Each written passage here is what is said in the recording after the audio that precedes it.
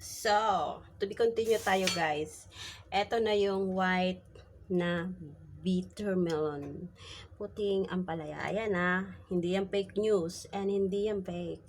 Totoong totoo yan. Tingnan nyo guys. Then, papatunayan ko sa inyo na totoo yan. Hindi yan fake. Hindi siya plastic. Nakita nyo naman? May ampalaya rin siya. Ampalaya nga, kasi ampalaya nga eh. Yung mga bitter dyan, huwag na kayo maging bitter, magpalaya na kayo. Matuto kayo magpalaya at huwag kayo maging bitter for lifetime. Diba? Grabe tingnan nyo. White din yung loob. So, ano pang in-expect natin? Talagang white siya. Kasi white nga eh. White yung labas. So, kailangan white din yung loob.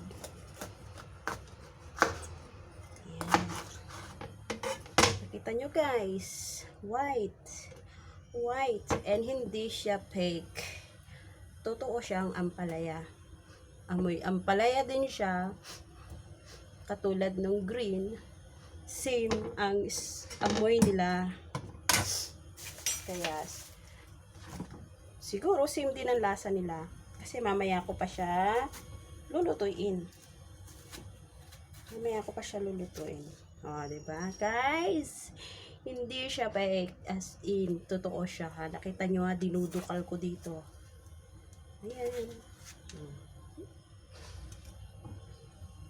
Mamaya, pagkaluto nito, to be continue ulit tayo para uhusgahan natin kung ano ba talaga ang kanyang lasa. Kung lasa ba siyang bitter or better. So, mamaya natin to mahuhusgahan talaga. Matagal ko na siyang nakikita sa daan.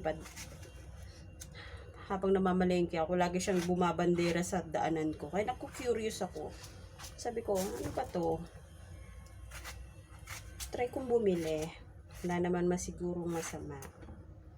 Diba? Ang ganda white.